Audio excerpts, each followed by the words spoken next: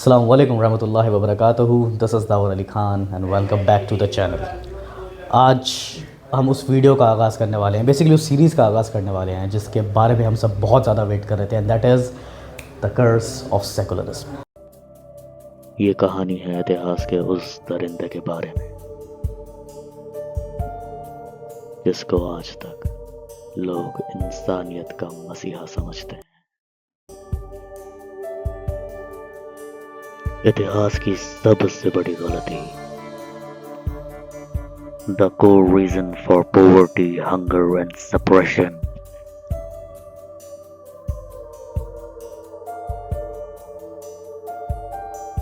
नाइंसाफी जिसकी आड़ में पनपती हो।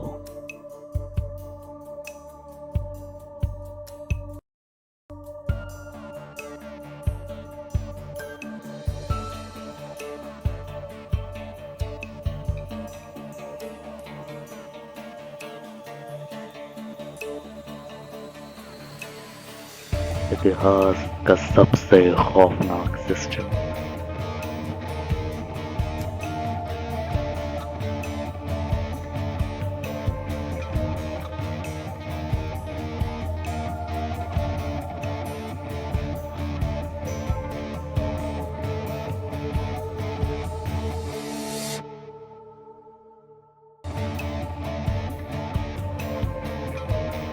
दुनिया भर से अमन और सुकून को बर्बाद करने वाला ये शैतानी कानून।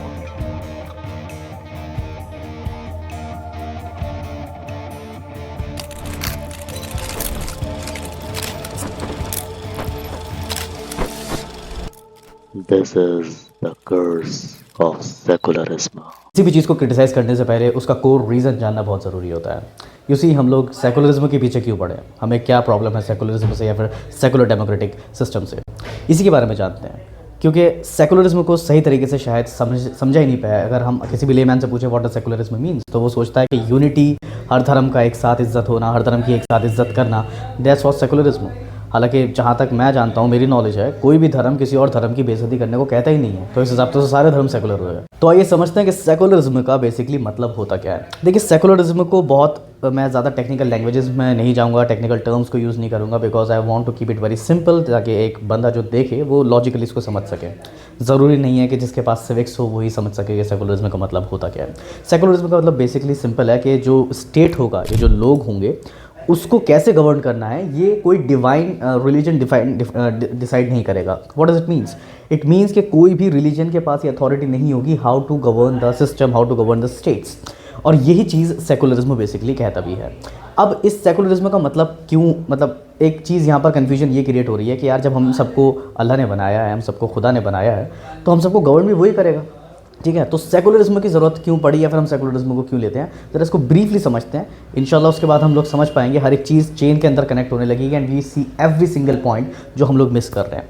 तो यहाँ तक मैंने आपको बता दिया कि सेकुलरिज्म की बेसिकली जो डेफिनेशन है वो क्या है। ये सेपरेट करता है रिलीजन को स्टेट से। ये कहता है आप अपने रिलीजन को मानते रहो, लेकिन स्टेट कैसे गवर्न होगी वो पब्लिक के हाथ में रूल्स हैं, वो पब्लिक डिसाइड करेगी। बेसिकली पब्लिक डिसाइड करेगी तो उसे डेमोक्रेसी बोलते हैं, या फिर कोई एक बंदा डिसाइड करेगा सबके लिए तो उसे ही को किंगशिप या फिर मोनार्की कहते हैं। बेसिकली इसको जानने के लिए आपको थोड़ा सा टाइम में पीछे जाना पड़ेगा।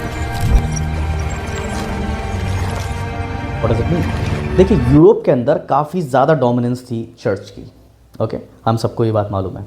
अब चर्च की इस डोमिनेंस से जो रिबेलियन उठे, यानी जो लोग चर्च को चैलेंज कर रहे थे कि चर्च हमें नहीं बताएगा कि हमें क्या करना है, चर्च डिसाइड नहीं करेगा कि हम लोग कैसे रहेंगे, we have our individual freedoms, तो उसकी ज़िद में, उसके चैलेंज में सेकुलरिज्म वजूद में आया।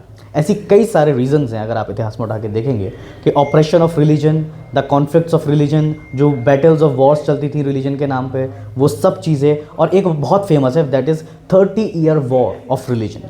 इस सब चीज़ों ने इंसान के दिमाग में इतना ज़्यादा फ्रस्ट्रेशन भर गया था कि वो लोग किसी भी तरीके से चाहते थे कि यार हम इस रिलीजियस गवर्नड स्टेट से बाहर निकलें, पर करना क्या है ये किसी की समझ में नहीं आया था। तो यहीं पर एंट्री होती है हमारे गॉडफादर्स ऑफ सेकुलरिज्म की। सेकुलरिज्म को जन्म देने के लिए बहुत से नाम सामने आते हैं, किसी एक को इसका क्रेडिट नहीं जाता है, लेकिन कुछ डोमिनेंट और प्रोमिनेंट फिगर्स हैं जिनको हम इग्नोर नहीं कर सकते, या फिर आप कह सकते हैं they are the foundation of secularism, जिसमें सबसे पहला नाम है जॉन लॉक।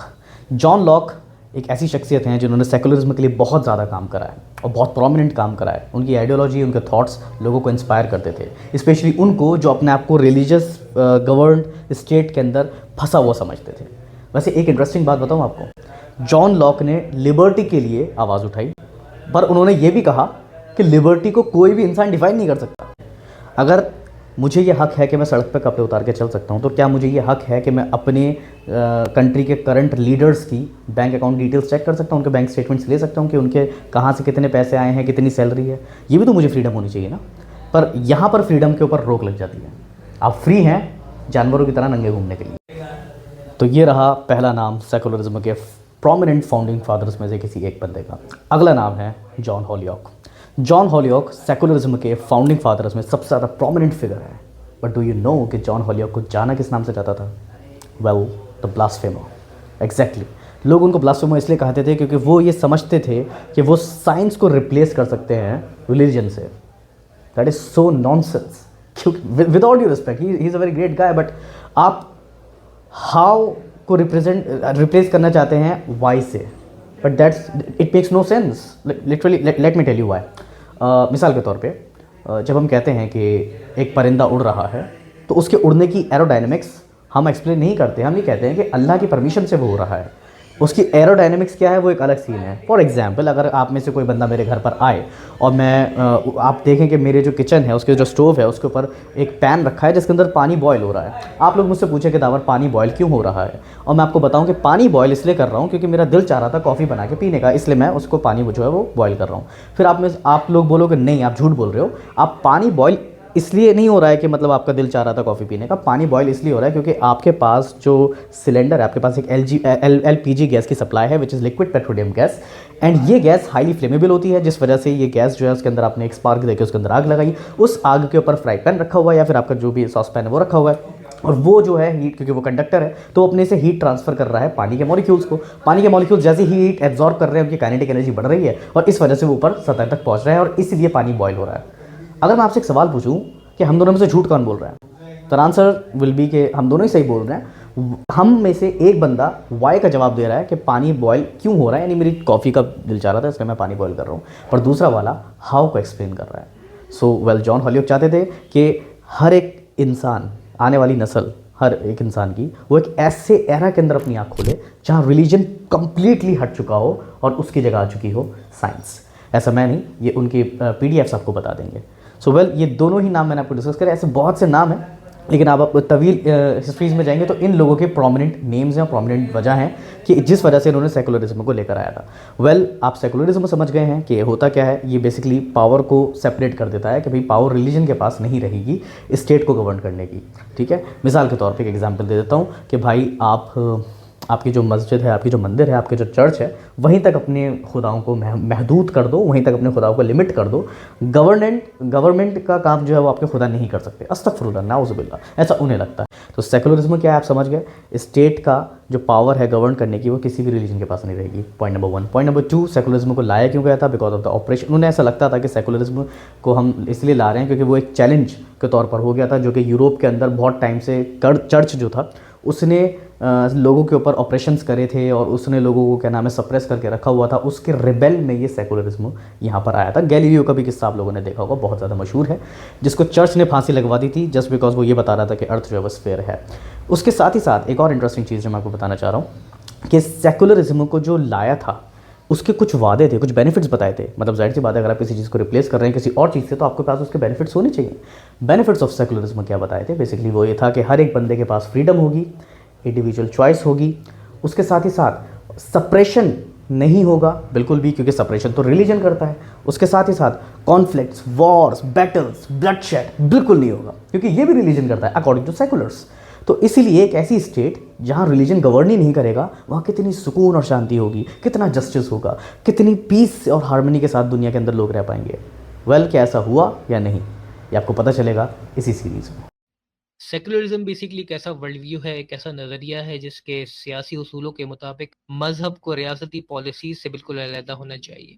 ये चूँकि एक मगरबी इस्तेलाह है, एक वेस्टर्न टर्मिनोलॉजी है, और इस इस्तेलाह और नज़रिए का वजूद उस वक्त साजिर हुआ जब ईसाई मजहब ने कुरून वस्ता, जिसको हम डार्क एजेस भी कहते हैं, वहाँ साइंसी उलूम पर उसे खिलाफ मजहब या खिलाफ ये कहें कि खिलाफ ईसाईयत होने पर पाबंदी आयद कर दी थी, जिस पर नशर सानिया है, जिसे हम रेनेसांस एरा भी कहते हैं, अहले मगरिब ने ईसाई मज़हब के ख़िलाफ़ बगावत करके उसे ईसाई कलीसिया के ख़िलाफ़ इल्म की फ़ज़ा के तौर पर ज़ाहिर किया, जो उस वक़्त साइंसी तरक्की से रोकता था। तो कुल मिलाकर सेकुलरिज़्म का मतलब हुआ कि मज़हब को ज़िंदगी के मामलात से अलग करना या उसे इंसान की निजी ज़िंदगी यानी चार दीवारी और कलीसिया यानी इबादत गाहों तक महदूद रखना। आज के इस दौर में सेकुलरिज़्म की एक ब्रॉड डेफिनेशन है और ये वो नज़रिया बन चुका है जिसकी पोस्ट मॉडर्न एरा में कई सारी सब ब्रांचेस ने जन्म लिया है, जैसे ह्यूमनिज़्म, नेचुरलिज़्म, एथिज़्म, लिबरलिज़्म और फेमिनिज़्म वगैरह, जिसके ऊपर इंशाअल्लाह इस सीरीज़ में तफसील से बात होगी।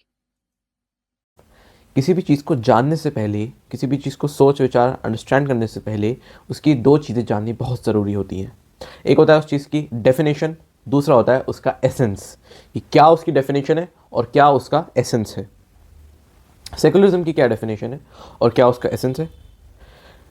हमने देखा कि हिस्ट्री के अंदर कई सारे ऐसे लोग आए जिनके हिसाब से सेकुलरिज्म को लेके उनके अलग अलग नज़रियात थे, लेकिन उन सब की डेफिनेशन अलग, थोड़ी बहुत अलग थी, लेकिन एसेंस सेम था उनका और अब भी सेम है।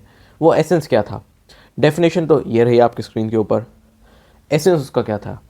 एसेंस उसका है कि स्टेट और रिलीजन को अलग कर देना, और उसका एसेंस सिर्फ एक है। Through out the history of time state and religion को लेके अलग कर देना।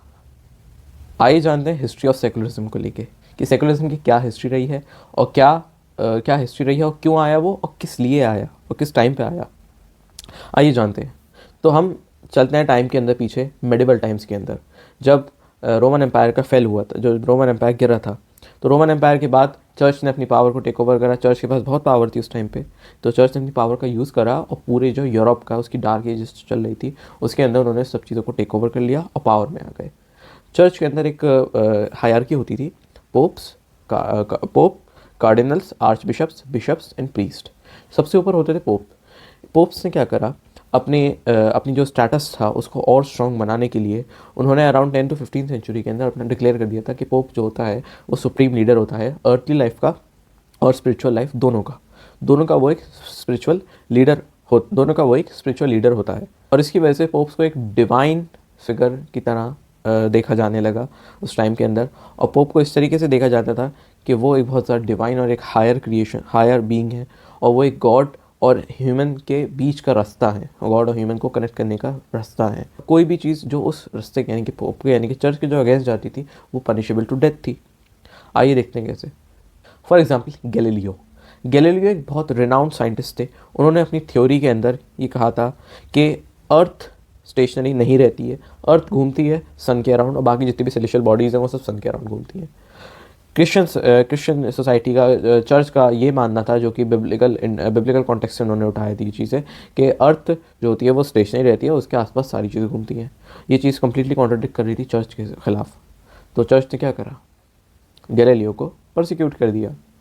विच हंटिंग। चर्च क्या करते थे, किसी भी औरत के ऊपर, खासकर बेवा औरतें यानी कि विडोज़ जो होती थी, या फिर जो नर्सेज होती थी, या फिर वो औरतें जो प्रेगनेंसी के टाइम जो उस लेडी का ख्याल रखती थी और बर्थ के टाइम जो उसका ध्यान रखती थी, उन औरतों को चर्च ने एक्यूज़ करा कि वो विच हैं और वो ब्लैक मैजिक और डेविल के साथ अलाइन है, ब्लैक मैजिक और डेविल के साथ वो काम करती हैं। और उसके बाद ये बोल के उनको एक्यूज़ करके उनको जला दिया जाता था, उनको मार दिया जाता, प्रोसिक्यूट कर दिया जाता था। कोई भी बुराई होती थी सोसाइटी के अंदर, कोई भी बुरा इंसिडेंट होता सोसाइटी के अंदर, कोई वॉर हार गए या फिर कुछ भी प्लेग आया है, उसके लिए वुमेन्स को ब्लेम करा जाता था और वुमेन को जला दिया जाता था। मिसोजिनी, वुमेन्स को मॉरली वीकर क्रिएशन समझा जाता था कि वुमेन बहुत ज़्यादा मॉरली वीकर हैं और डेविल के साथ बहुत ईजीली वो मिसगाइड हो सकती हैं।